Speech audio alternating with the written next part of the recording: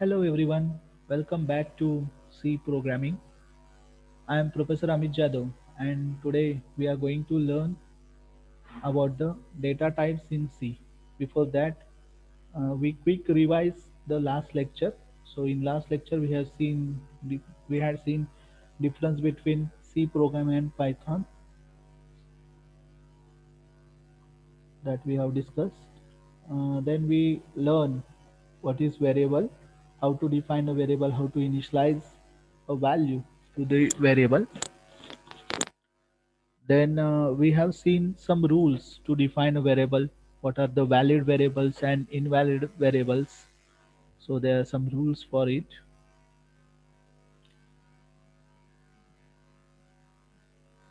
After that we discuss constants in C. So these are the some list of constants: decimal, real, octal, then hexadecimal, character and string constants, and the different ways to define a constant. First using constant keyword and hash defined preprocessor. We have seen some examples of it.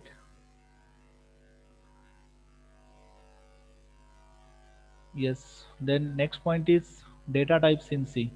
So let's discuss the data types. There are basically four types of data types that we use in C programming. First one is the basic data type, second derived data type, third one is enumerated data type, and last one is the void data type. So basic data type that we generally use in a program. In last few lectures, we have seen the different data types that we use for the variable, as the variable syntax is data type and the variable name. So we define this data type, basic data type, that is the integer, character, float, and double. So these are known as basic data types. So next one is the derived data type. In derived data type, the examples are array, pointer, structure, and union. So these are the derived because it derived from the basic data type like integer, character, float, and double.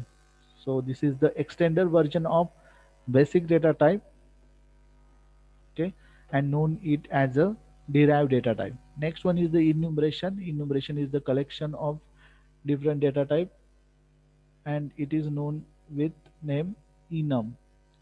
And last one is very useful that we use for the main function, and that is the void. Void is a null data type. It never returns a value.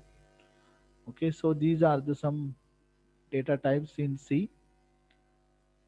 So the first type, and that's most important, is basic data type. The basic data types are integer, float, double, and character. Okay, so they may be signed as well as unsigned literals.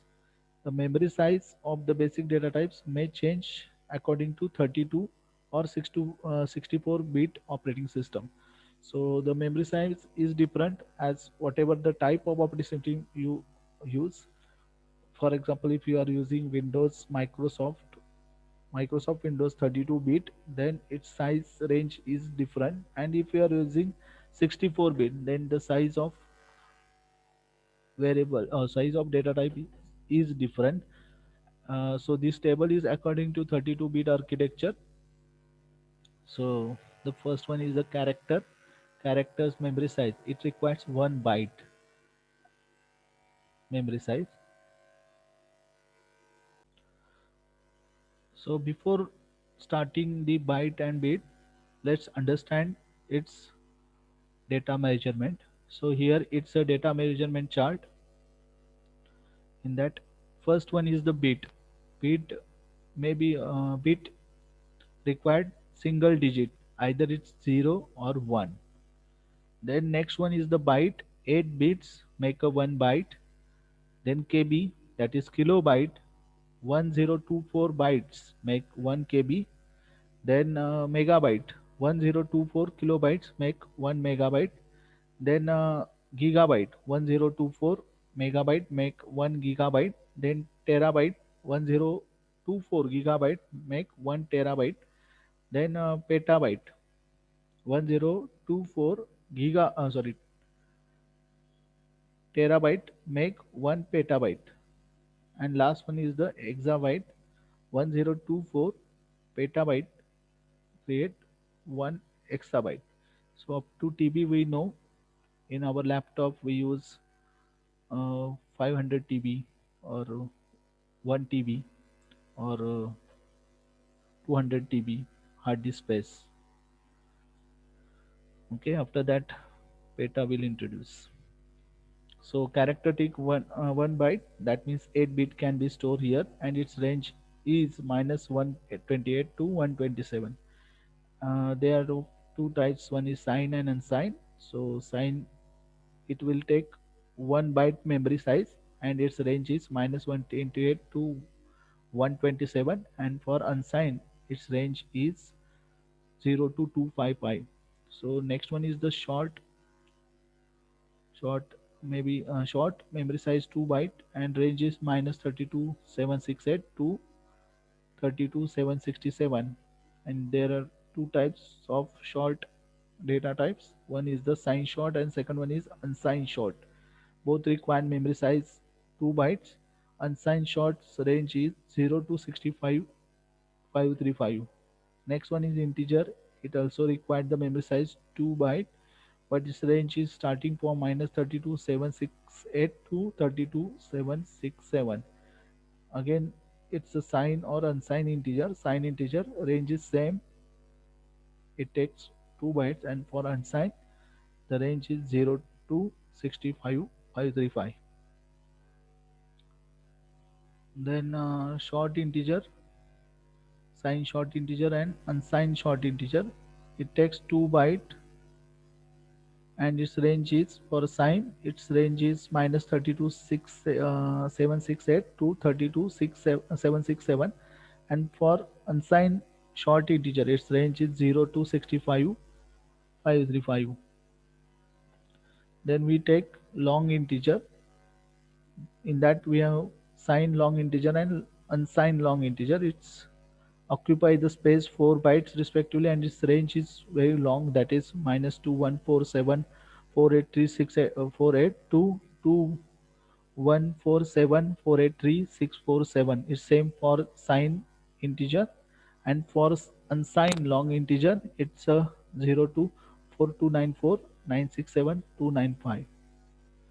And float, it takes the memory space 4 byte. For double it's 8 byte, and for long it's a 10 byte space required. So our next point is keywords. Keywords are very useful in C programming. These are some reserved words that every reserved word have specific meaning. So the list of 32 keywords in C language are auto, break, case, character, constant, continue, default, do, double, else, enum, extern, float, for, go to, if, integer, long, register, return, short, sign, size of, static, struct, then switch, type, ef, union, unsigned, void, volatile, and while. These are fixed 32 keywords that use in a C programming language. So we can't change, as a C is case sensitive. There is difference between break. Here we'll write all the letters in small case. If I use here capital B, then it has a different meaning. So keywords we have to use as it is. Its syntax is fixed. We cannot modify the keywords. We cannot write the variable name as a keywords. So we have seen that rule in a variable chapter. So these are the 30. Everyone has some specific meaning. So const is used for constant. Continue is used to continue in loop. Default is its default value is double is the integer data type. Else is used to return the else part. So every keyword has some specific meaning. So next one is C identifiers. So this is about all about keywords. Then let's see identifiers. Identifier is nothing but the program name. So program name or variable names. C identifier represent the name of C program. For example, variables, function, arrays, structure, unions, labels, etc. So everything in C program that must be identified by its name. So this is nothing but the identifiers. An identifier can be composed of letters such as uppercase, lowercase, letters, underscore, digits, but the starting letter should be either an alphabet or underscore. So whenever we define the identifier by, for example, a program, if we write the program name, so that should be uppercase alphabets, lowercase alphabets, it's allowed, underscore allowed, but it cannot start with the digit. It can be start with only alphabet or underscore. If the identifier is not use an external linkage, then it's called as the internal identifier, and if it is start with the internal, then it is known as the internal linkage. We can say that the identifier is a collection of alphanumeric characters that begins either with alphabets or an underscore, which are used to represent the various programming elements such as variables, functions, arrays, then structure, unions. So everything we can define using the identifier. There are 52 alphabet characters, 26 lowercase and 26 uppercase that we can use in a identifier. Also we can use special character underscore and 10 numerical digits from 0 to 9 that represent the identifiers. There is total 63 alphanumeric characters that represent the identifier. 52 alphabet characters, then 10 digits, here 62, and one special character, that is underscore, it allows. So here is the rules for constructing C identifier. First, the first character of an identifier should be either an alphabet or underscore, and then it can be followed by any of characters, digit or underscore. So the first word should be alphabet. It may be the lower in lowercase or uppercase, or an underscore is also allowed. So we can write the program name as ABC or A1 or whatever we can use it, that start with alphabets or underscore. It should not begin with any numerical digit. One, if program name is 1A, then it's not allowed. In identifiers, both uppercase and lower case letters are distinct. Therefore, we can say the identifier are case sensitive. As the C programming is a case sensitive. So let's see how it is.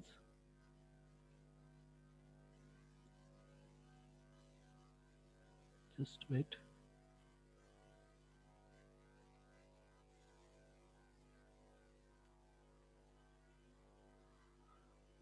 So let's see.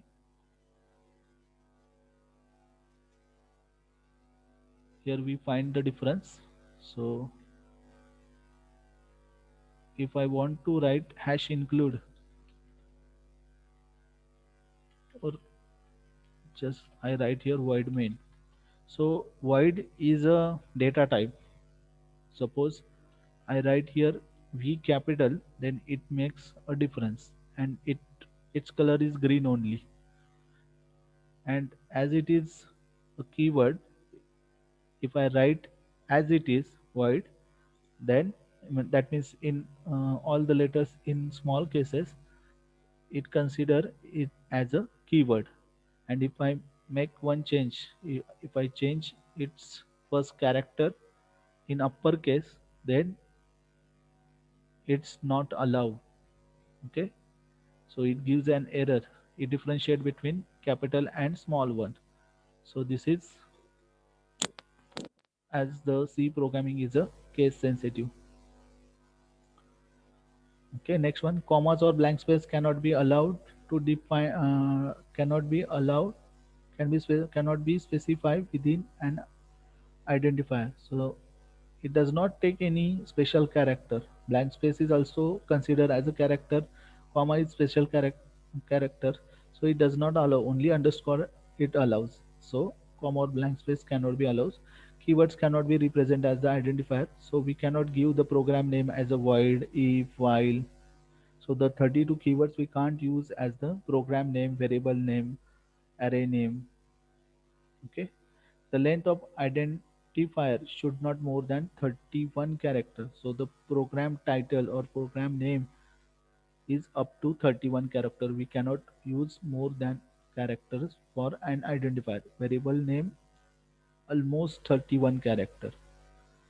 Identifier should be written in such way that it's a meaningful, short and easy to read. So for example, if I want to define a variable for addition, I use add variable. If I want to use it for subtraction, I use sub variable name. If I want to do the multiplication, I am using mul. So that must be relevant and it understand from its name itself. So these are some example of valid identifier: total, sum, average, minus m, minus sum, minus sum underscore minus sum underscore one. So these are the valid and these are the invalid. To sum, it start with 2 is not allowed. Integer, it's a reserved word. Character is reserved word. And m plus n, as we use it as a variable name, it's not allowed because here we use the special operator plus. It's not allowed. The next point is scope of variable.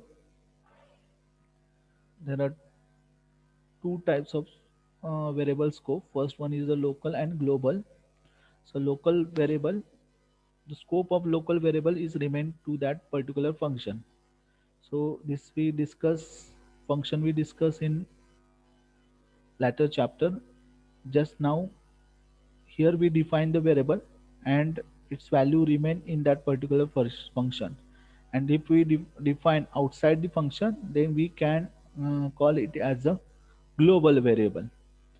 If we define outside the function and its scope remain in whole program. So here if we write integer value is equal to 20, then it's uh, it's a global variable. And if we write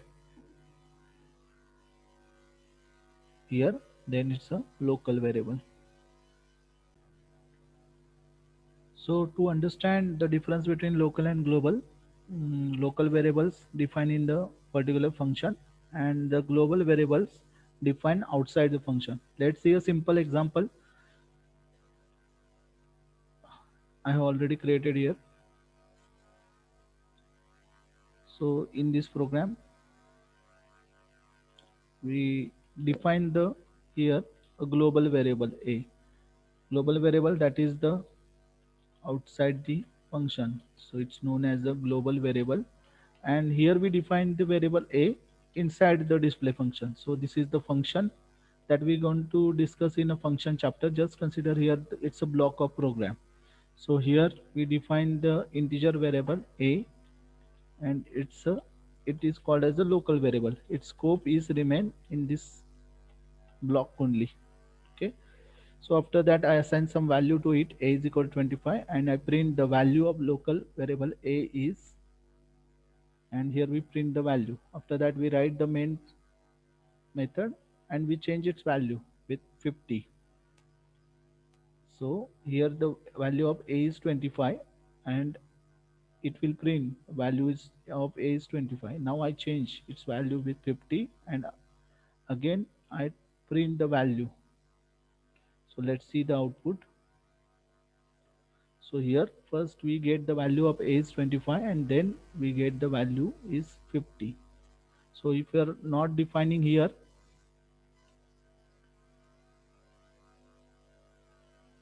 okay, it will gives an error because it's a global variable.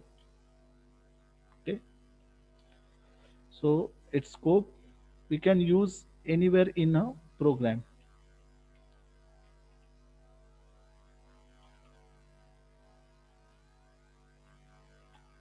So suppose we change its name with b, and here we do the b equal to 50 and the global b is b. and here we get the output. The value of local A is 25 and the value of global B is 50. But here if we try to print the value of A again, but its scope is remain into this function only, so it will not print the value of A. Let's see, it shows an error. A is not defined because the scope of A is limited to the this function only. Okay, we can't use A outside this function, but if we define it outside the function, then its scope is global. We can use where we want in our program. Okay, so this is the global variable, and here we end up with today's lecture. In this lecture we have seen the different data types that we use in a C and the scope of variables, that is local and global. Hope that you understand all this concept. Still you have any doubt, then you can contact me on my WhatsApp number. Thank you for watching.